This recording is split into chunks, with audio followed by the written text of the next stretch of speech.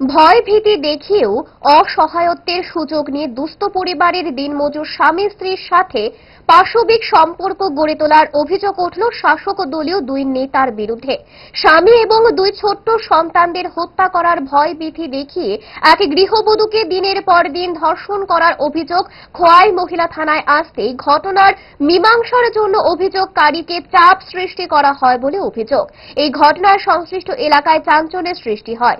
ঘটনা খোয়াই থানাধীন উত্তর সিঙ্গিছড়া গ্রামের অন্তর্গত খোয়াই বিধানসভা কেন্দ্রের 18 নম্বর বুথ এলাকায়। অভিযুক্ত যুবক দুজনেই শাসক দলের নেতা বলে জানা গেছে। তারা হল সুব্রত দাস এবং অজয় দাস।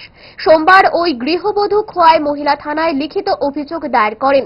মহিলা থানার পুলিশ মঙ্গলবার ওই দুই যুবককে জিজ্ঞাসাবাদের জন্য থানায় নিয়ে আসে।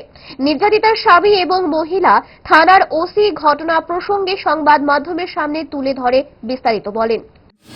আমি সেদিন ধরছি, এবার আরেকজন সুব্রত আছে, তাওয়ায় জোরাজুরি করছে, অনেক চেষ্টা করছে, এবারে এতে এরাতে পাচ্ছে, এরপরে দূরাইছে, দূরাই ধরতে পারছে না, আরেকবার দিয়ে ঢুকছে। যারা এরকম করতেছে তাদের কি নাম? একজনের নাম অজয় দাস, আরেকজনের নাম সুব্রত দাস। আপনি কি করে জানলেন ঘটনাটা? আমার লাস্টে দিয়া আমার বাড়িতে আমি ধরা পড়ছে, মোবাইলে অজয় দাসের লোক কথা কইতেছে, তারপরে আমি ধরে লেছি, কইতেছে দরজা খুলো আর নাইলে মারিলাম। আপনার মেসেজ যেগুলো প্রায় সময় ভয়ভীতি দেখাইতো? ওই তো আমি বাড়িতে না থাকলে বইতে দেখাইতো, দেখাই অমুক সময় প্রকৃত করতো। এখন আপনারা কি চাইতেছেন? আমরা যেতেছে শাস্তি হইতো। এরা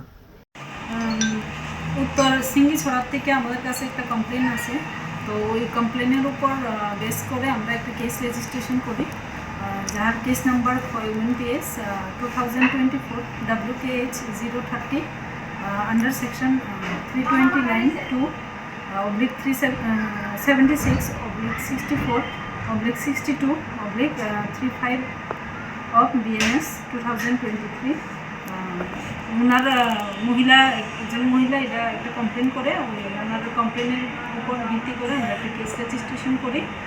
যার বিরুদ্ধে কেস হয়েছে তাদের নাম সুব্রত দাস আর অজয় দাস, তাদের বাড়ি নর্থ সিঙ্গিছড়া, আমরা 5 PS।